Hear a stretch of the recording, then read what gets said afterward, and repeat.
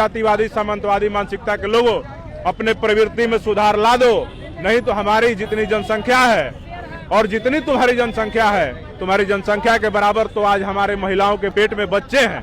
अगर हम लोगों ने पलटवार किया तो इस देश में मुंह छुपाने के लिए कोई कोना नहीं बचेगा। लेकिन योगी बाबा का पुतला दहन क्यों किया? योगी बाबा का पुतला दहन हमने इसलिए किया कि योगी बाबा कहते हैं कि उत्तर प्रदेश में गुंडों को कहते हैं कि जोश ठंडा कर देंगे, उनको हौसले को पस्त कर देंगे। तो हम पूछना चाहते हैं कि योगी जी आपका इतना प्रशासन दुरुस्त है, चुस्त दुरुस्त है, तो फिर चंद्रशेखर आजाद पे हमला कैसे हो गया? कोई नहीं चाहता है कि दलित बेटियों को न्याय मिले, उनके बारात सजे, कोई घोड़ी पे चढ़े, कोई मूछ रखे, कोई महंगे गाड़ियों में चले, कोई अच्छा घर बनाए। पहली बार नहीं, इससे पहले भी हमले हो चुके हैं। चंद्रशेखर आजाद बेखौफ बिना किसी के दबाव में आए हुए अपने समाज के हक अधिकार के लिए उनके ऊपर हो रहे शोषण, जुल्म, अत्याचार, अन्याय पे मजबूती से सदन में लेकर संसद तक लड़ने का काम करते हैं। इसलिए आज वो आंखों की किरकिरी बने हुए हैं। समझ जाए योगी आदित्यनाथ, नहीं तो नहीं तो हमारे अध्यक्ष जी के आदेश रहेगा ना, ये तो पटने जाम कर देंगे। पटना के इनकम टैक्स चौराहे पे है, आज भीम आर्मी के द्वारा जो है यूपी के सीएम योगी आदित्यनाथ का पुतला दहन किया गया है। भीम आर्मी के प्रदेश अध्यक्ष अमर ज्योति है हमारे साथ, इनसे बातचीत करेंगे। क्यों योगी बाबा का पुतला दहन कर दिया? देखिए, उत्तर प्रदेश में कल हमारे नेता चंद्रशेखर आजाद जी मथुरा में जिस प्रकार 2 दलित बहनों का शादी रुकवाने के लिए वहां पे जातिवादी गुंडों ने उनके ऊपर हमला किया, गोलियां चलाई, वहां पे उन परिवार से मिलने जा रहे थे, उनका दुख साझा करने जा रहे थे, तो पूरे मामले की जानकारी लेने जा रहे थे। उस दौरान चंद्रशेखर आजाद जी के काफिले पे वहां जो जातिवादी गुंडे हैं, सामंतवादी मानसिकता के लोग, उनके द्वारा उनके काफिला पे हमला किया। कई गाड़ियों को तोड़ा गया, हमारे कई कार्यकर्ताओं को चोटें आई हैं, पुलिसकर्मी भी घायल हैं। लेकिन हम यही कहना चाहते हैं कि जो लोग सामंतवादी इस प्रकार की घटना को अंजाम दिए हैं, तो वहां पे अगर हमला करने गए थे तो भागने की आवश्यकता नहीं थी मेरे दोस्त। तुम वहां पे रुक जाते, फिर बताते कि भीम आर्मी क्या है, चंद्रशेखर आजाद क्या है, और देख लेते कि तुम्हारे अंदर कितना कुव्वत है कि तुम हमारे नेता पे हमला कर सकते थे।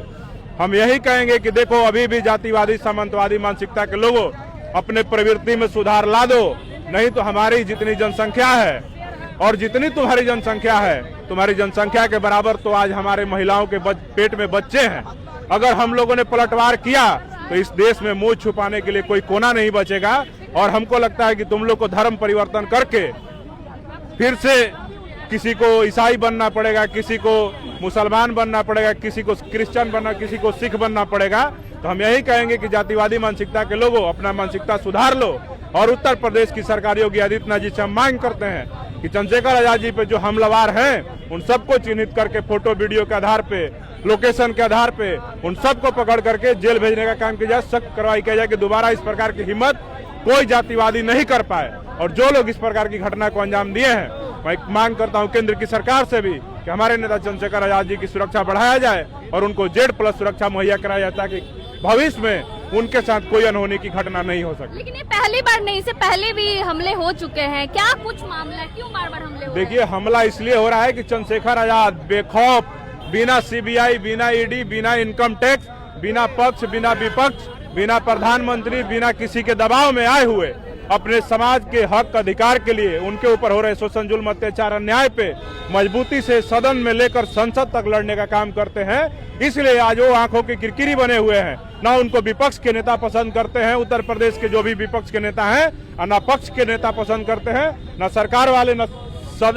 विपक्ष वाले। तो ये इसलिए इस प्रकार की घटना को बार बार अंजाम दिया जाता है कि चंद्रशेखर अगर जिंदा रहेगा तो हो सकता है कि हमारी कुर्सी को हथिया ले और अपने समाज में जन आधार बढ़ा करके हमारे उत्तर प्रदेश का मुख्यमंत्री बन जाए, देश का प्रधानमंत्री बन जाए। इसलिए उनके ऊपर हमला किया जाता है कि इनका जान ले लिया जाए। ना चंद्रशेखर रहेगा, ना हमको डिस्टर्ब करेगा, हम लोग आराम से अपने परिवार की राजनीति करेंगे, हिंदुवाद की राजनीति करेंगे। इसलिए इस प्रकार की घटना को अंजाम दिया जाता है। डर जाएंगे आप लोग अब? देखिए, हमारे नेता हमेशा कहते हैं कि ना हम डरेंगे, ना झुकेंगे, ना रुकेंगे। हम लोग डरने वाले नहीं हैं। हम सब लोग अपने समाज और स्वाभिमान के लिए जान न्यौछावर करना पसंद करेंगे। डरना, झुकना, रुकना पसंद नहीं करेंगे। लेकिन योगी बाबा का पुतला दहन क्यों किया? योगी बाबा का पुतला दहन हमने इसलिए किया कि उत्तर प्रदेश में योगी बाबा कहते हैं कि उत्तर प्रदेश में गुंडों को कहते हैं कि जोश ठंडा कर देंगे, उनको हौसले को पस्त कर देंगे। तो हम उन्हीं की सरकार उत्तर प्रदेश में है, जहाँ पे मथुरा में कल चंद्रशेखर आजाद जी गए थे। तो हम पूछना चाहते हैं कि योगी जी आपका इतना प्रशासन दुरुस्त है, चुस्त दुरुस्त है, तो फिर चंद्रशेखर आजाद पे हमला कैसे हो गया? उनके गाड़ियों के काफिलों को कैसे तोड़ा गया? कैसे इस प्रकार की घटना को अंजाम दिया गया, ये सीधे तौर पे दर्शाता है कि उत्तर प्रदेश में कानून व्यवस्था नहीं है। वहाँ पे दलितों के, बहुजनों के जो मुखर आवाज है उसको दबाने के लिए उत्तर प्रदेश की सरकार, पुलिस प्रशासन सब लोग मिलकर के काम कर रहा है। कोई नहीं चाहता है कि दलित बेटियों को न्याय मिले, उनके बारात सजे, कोई घोड़ी पे चढ़े, कोई मूछ रखे, कोई महंगे गाड़ियों में चले, कोई अच्छा घर बनाए, कोई अच्छा कपड़ा पहने। इसलिए जातिवादी लोग इस प्रकार की घटना को बार बार अंजाम देते हैं कि जो तुम्हारा मुखर आवाज है हम उसी को दबा देंगे। पुराने दौर को वापस लाना चाहते हैं, पुराने दौर को वापस लाना चाहते हैं, लेकिन हम लोग अब जग गए हैं। अब पुराना दौर लाना भूल जाए, नहीं तो हमारा इतिहास बहुत गौरवशाली है। भीमा कोरेगांव भी हमारे ऊपर विकल्प है और हमारे ऊपर बाबा साहब अम्बेडकर का बताया 14 अक्टूबर 1956 का भी रास्ता है।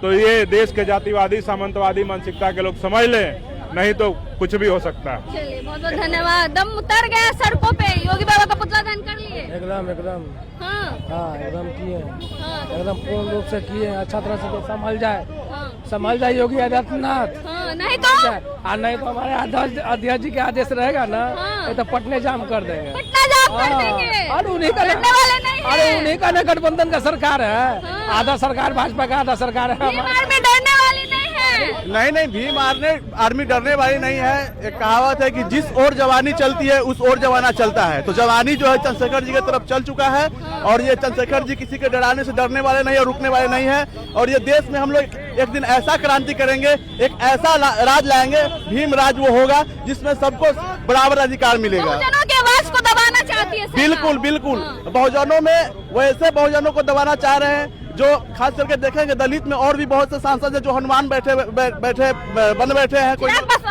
चाहे जो कोई भी हो, चिराग हो या कोई भी हो, हनुमान बन बैठे हैं। तो वो एक जो दलित है वो गांधी का हरिजन है और दूसरा जो दलित है बाबा साहब का बेटा संतान है, वो अम्बेडकरवादी है। और अम्बेडकरवादी जो है रुकने वाला नहीं है। चलिए, रुकने वाले नहीं है। मथुरा में जो है चंद्रशेखर आजाद जो कि नगीना के सांसद है, उनके काफिले पे हमला होता है। उसके बाद जो भीम आर्मी के लोग हैं वो सड़कों पे उतर चुके हैं। लगातार जो है सीएम योगी आदित्यनाथ का पुतला दहन कर रहे हैं। बाकी आपने सुना भीम आर्मी के प्रदेश अध्यक्ष ने क्या कुछ कहा, बाकी आप अपनी राय कमेंट बॉक्स में जरूर दे। धन्यवाद।